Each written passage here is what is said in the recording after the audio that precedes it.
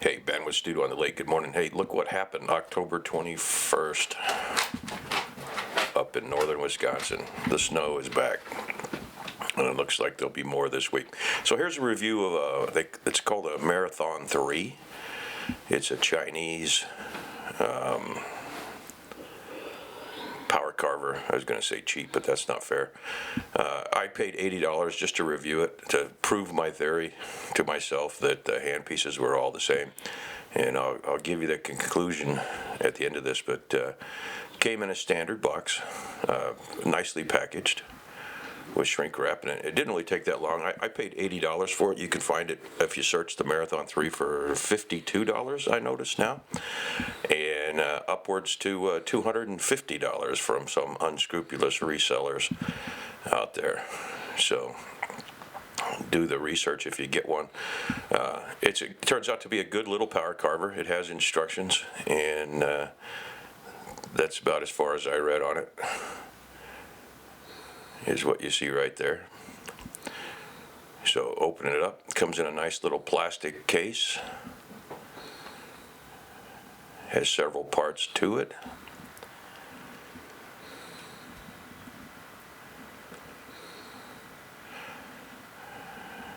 It looks impressive.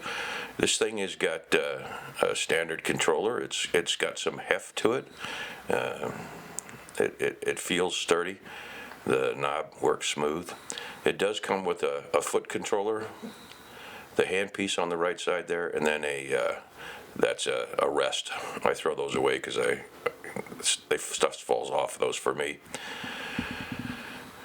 This puzzled me a little bit. I was looking at it and I'm thinking, well, where's the plug-in for the other part of it? Apparently, somehow or other, this plugs in and interrupts a circuit in the back of that box with just a standard plug-in, because normally you'll have a plug-in going to this and then a plug-in from this going to the wall. But I don't stand up and I don't use a piece, so there. It's got another set of brushes that come with it, a couple of handy wrenches that don't necessarily fit the parts, as you'll see later on. And then here's the handpiece, and you notice it did have a little packet of desiccant in there to keep it dry. So first glance at this, I was a little surprised. It's similar, but not the same as my handpieces that are on my Ultima from PJL Enterprises. The collet has a holder, a blank holder in there, and it has the quick handpiece on there, although this one's got an issue. It's a little sloppy and a little loose, and we'll talk about that later on. So it's got a plug. It's like a stereo plug. It's a three-prong plug that goes into that, and ironically enough, it looks it's the exact same plug that is on my handpieces, and my handpieces do work with that controller. So here's a saber burr that I'm throwing in. This is a 3/32, because that's the collet that came with it.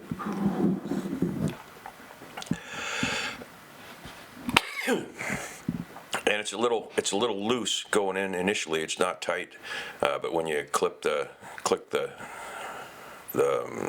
quick handpiece release down, it does grab it. So there it is, turning it on first time.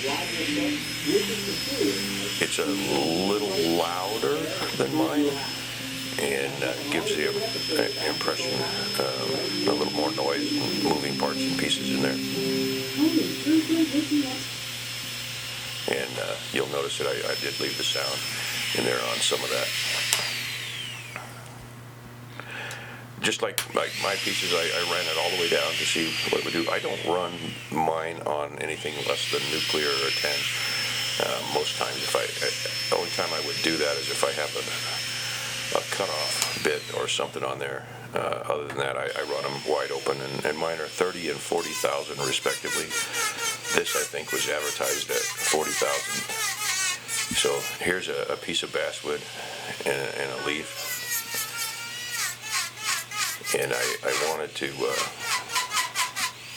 see how much torque this has. This does not have near the torque that mine do. This is really the only thing I could compare it to. If you go to but then again, mine are probably $400, give or take $50 versus this, which was 80. So if you're going to get into beginning carving, I'll just give you my conclusion up front. This thing would probably be worth purchasing to see if you wanted to spend the money on a bigger one. You will go to a bigger one at some point. So that's my older handpiece. The collet, it slides right in, and it's tight. This is not. I thought, well, maybe I'd change the collet out on the right hand on the Chinese one, but I couldn't get the collet to come out.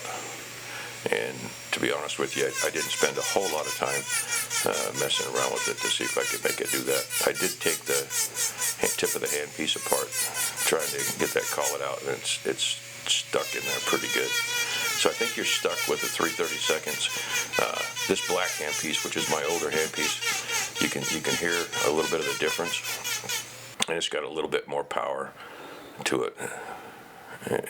Later on here, I'll show you. If I bog mine down or it gets too hot, it has a cutoff on it, and it'll shut down. The Chinese one does not do that. So there's my newer handpiece from PJL Enterprises. That's a 40 thousandths, and it has a 1/8 inch collet in it, and I leave the two separately. If you've only got one, you would run I would recommend you run an 1/8 inch collet with a 3/32 insert that slides in and out. You just have to keep track of that insert when you're switching bits. But in this case, I run the coarser bits on the 40 thousandths on the blue, and then on the black, I go ahead and run the 3/32. So there's the Ultima setup. There's two of them. There's an older one on the top there, or bottom there, and the newer one on the top, and that's got burning pins on one side. So left side's a burner, right side's the motor, and like I said, that'll set you back around $400. But I like those, and that will set you back about $80. So now I'm going to try to see if I can get this thing, and that really bothered me that it has a lot of slop in that quick release. It didn't snap, and I don't know if that's a generic flaw across these. You'd have to buy 3 or 4 to see. But initially, it kind of bothered me that it had slop in there. And you can see I'm really pushing hard on this, and I'm trying to get it to stall. And it will stall. I can make it quit spinning, but I couldn't make it shut down. So it doesn't have the automatic shut-off feature if it gets too hot. Both of the other two that I run, a lot of times if you're getting pretty aggressive, it'll just quit, and then you got to turn it off for, I don't know, 30 seconds and turn it back on. That's your warning that you're using Geordie kind of pressure. Hey, so a lot of people ask about the pup. Here's Groot as a little baby pup. He's probably 2 months old here, and that was 3 years ago. And he's not very big, as you can see, and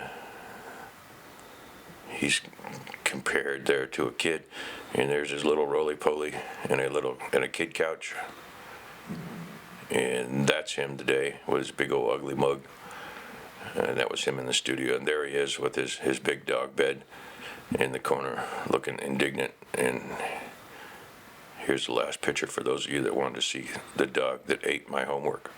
So snow again a little bit early, maybe this year, I don't know. I'd have to look at journals if I actually wrote in them. So here's a throwback. You can tell how long ago I filmed this if you're a subscriber to the channel.